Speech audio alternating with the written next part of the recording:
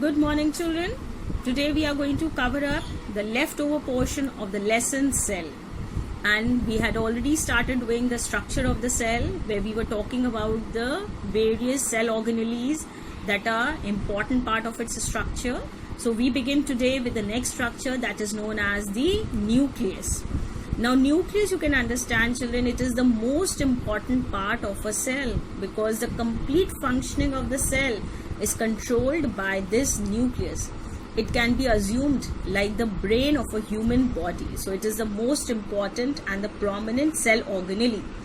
It is spherical or oval in shape, and it was discovered, underline this name, children, it was discovered by Robert Brown.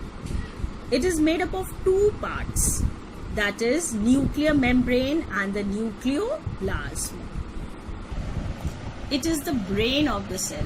It regulates, that means it controls all the cell functioning. Now let's look at the structure of a nucleus that is given over here, children. When you look at it, it has a boundary or the covering of it, which is known as the nuclear membrane. Like a cell has a outer covering which is known as the cell membrane. In the same way, the nucleus also has an outer layer or a covering which is known as a nuclear membrane.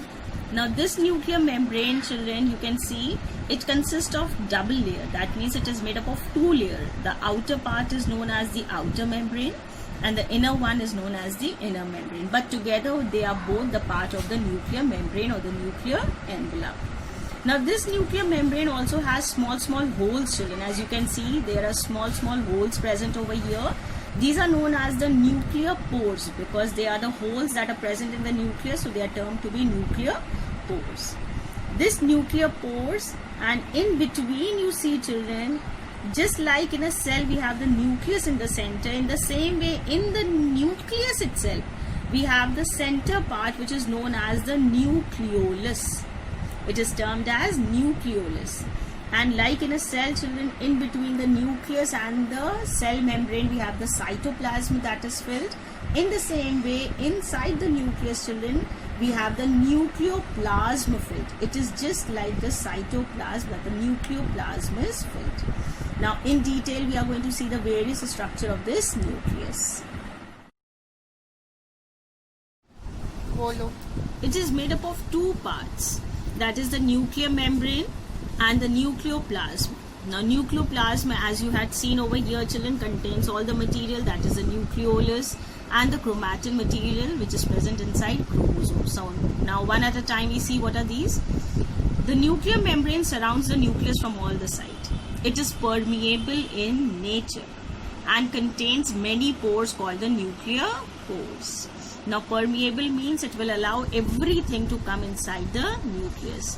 Its structure is similar to the plasma membrane. That means its structure is similar to cell membrane, which is also termed as plasma membrane.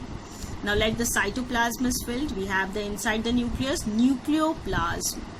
It is colorless, dense fluid which is surrounded by nuclear membrane. Dense means which is not very liquidy, that is known as dense. It contains nucleolus and the chromatin material.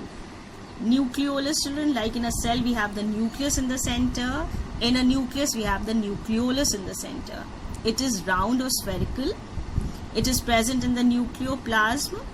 It is rich in protein. It contains a lot of protein and has RNA in it. RNA, the full form you have to learn, children, ribonucleic acid. Ribonucleic acid. It produces ribosomes. Now ribosomes are also a cell organelle which are produced in the nucleolus. Chromatin material, very important, children. It is a network of thread-like chromosomes and it is composed of genetic substance. It contains the genetic material. DNA, underline the full form of it, children, deoxyribonucleic acid. And RNA, which is ribonucleic acid. So in DNA, just deoxy is the word which is added more. And of course proteins. In a dividing cell, DNA is highly condensed to form chromosomes. Now this chromatin fiber is like a thread, children. If you take very thin thread, that is known as DNA. And now when these becomes highly complex and they thicken, that means they become broader. They swell up a little because of the combination of the various thread-like structures. That structure is then known as chromosomes. It is spread throughout the nucleus as chromatin material.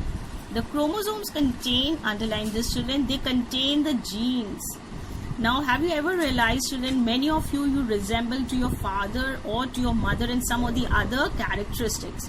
Why do you resemble so much to your father or the mother? It is because the genes of your father and mother have come inside you.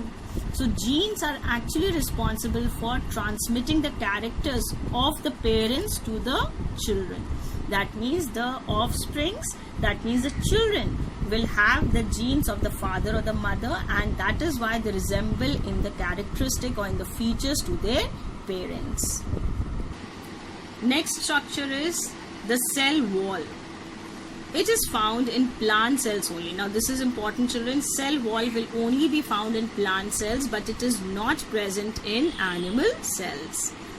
It occurs as a protective covering that surrounds the plasma membrane. That means the cell wall is found outside the cell membrane. Cell membrane is there, and then outside, on the outer side, we have one more wall that is known as the cell wall. So that means in a plant cell, children, we have two layers that are present from outside, and that is why they have a proper shape. The cell wall is made up of cellulose. Underline this word, children. It is made up of cellulose. And what is cellulose? It is a non-living substance. It gives shape and degree of rigidity. That means it gives a proper shape to the cell.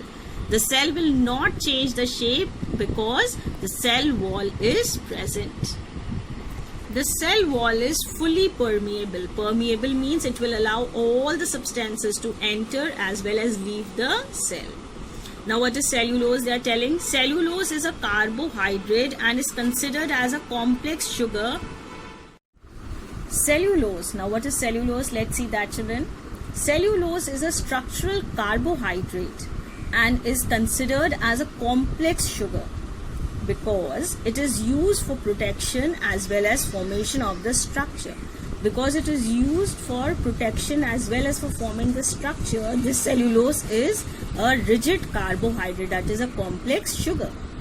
Cell wall is characteristic feature of the cell of the plants, bacteria, etc. Now coming to the functions of the cell wall, children, it provides shape to the cell. That means the shape of the cell is because of the cell wall. It also functions as the storage deposits of carbohydrates. Sometimes it can also store the carbohydrates in it. It provides rigidity, strength and support to the cell. That means the cell will not change the shape. It will remain in its shape because of the presence of cell wall. It will also do the protection. It will resist the water pressure and will control the growth of the cell. So with this, all the functions of the cell wall come to an end. Underline, children, these organelles are present only in the plant cell. That means they will be found only in the plant cell. They are not present in the animal cell. They are of three different types of plastids.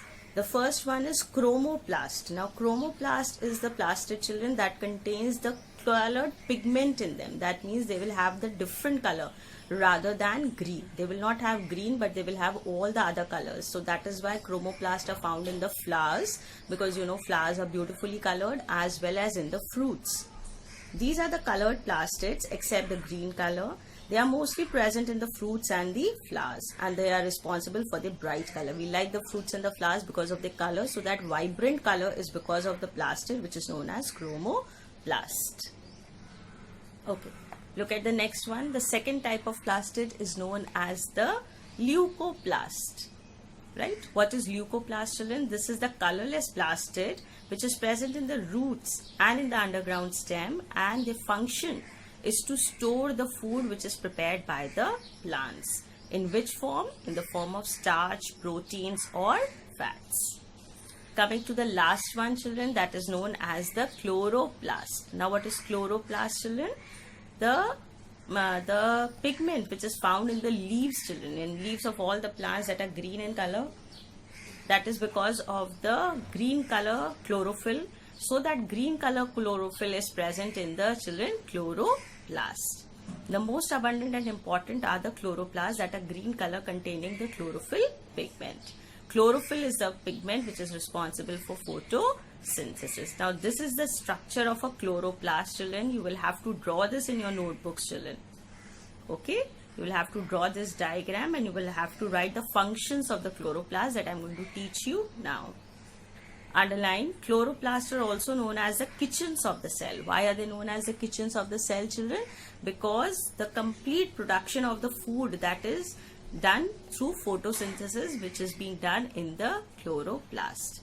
Because they will use the solar energy, that means the energy of the sunlight, to manufacture food using carbon dioxide and water.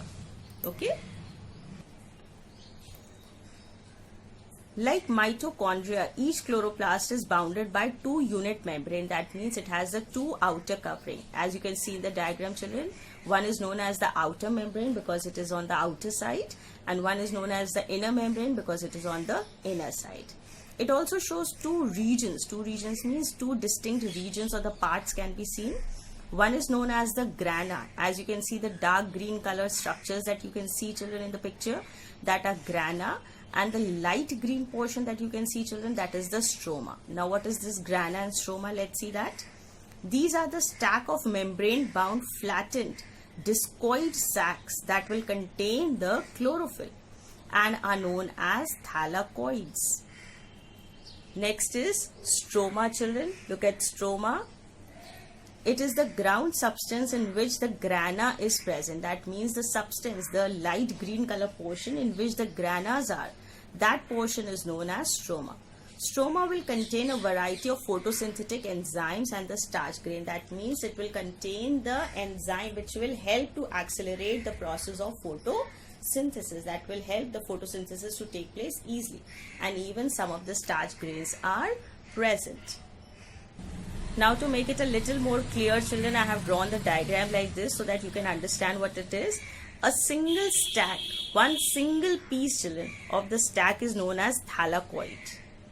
If we stack the thylakoids together in one single row, then that one single row of the thylakoids are known as granum.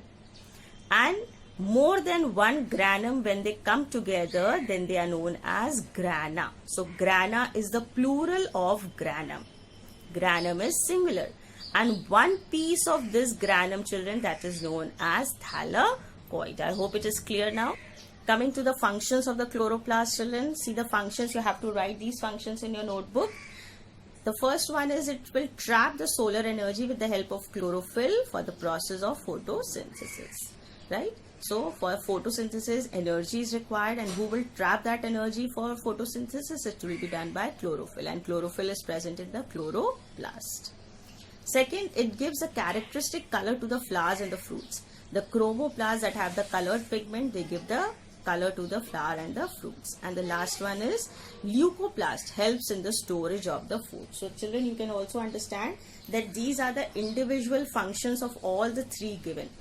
And together they all three are the chloroplast, so they together comprise the functions of the chloroplast. Okay children, we do the fact file which is given on page 41 in this video. Amyloplasts are the non-pigmented organelles that are found in some of the plant cells. They also are responsible for the synthesis. Synthesis means for the making and for the storage of the starch granules. That means they can make and they can store the starch granules. They can also convert this starch back into the sugar. Now this is very important, children. What can they do? They can, whenever the plant needs energy, they can convert the starch into the sugar to give the plant the required energy. Large number of amyloplasts can be found in the fruits and in the underground storage tissues as in a potato. Right? Now this is the diagrams that have been given, children. Another thing is amyloplasts are often referred as the leucoplasts because leucoplasts also store the things They store the food granules, they store the starch, they store the protein and fat. So that is why, and amyloplasts also store the starch and the starch granules. That is why they can be referred as the same thing. See, the diagrams are here. Coming to the next heading is the vacuole, children. What is a vacuole? Let's see that. A vacuole is bound by a single membrane. That means, as we had seen in plastids that they had two membranes, vacuoles have only one single membrane, and that single membrane is known as tonoplast. The membrane will enclose a cell sap. Inside the membrane there is a liquid which is filled, which is known as cell sap. As you can see over here, children, the blue thing over here is the cell sap. What does the cell sap contain? It contains the sugars, amino acids, proteins, minerals. So these are the things that can be present inside a vacuole. Animal cells will have a very small vacuole, or either they will not only have a vacuole. But in a plant cell, children, the size of the vacuole is too big, and it is very prominent also. In a plant cell, the vacuole size is too prominent and it is too big. So it becomes clearly visible.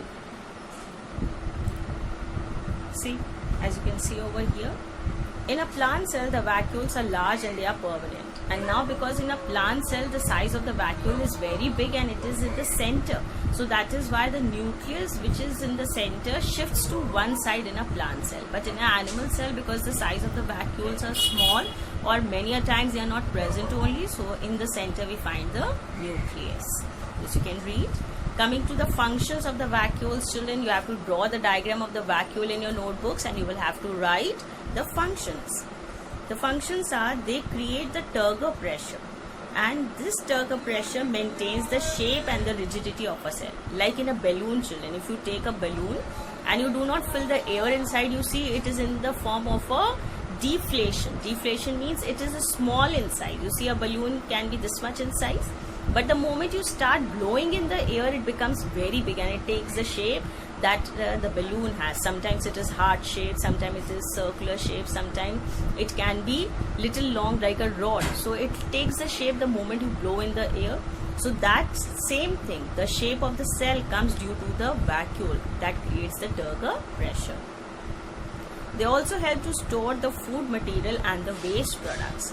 In many of the cases, the vacuoles, they also contain the waste products.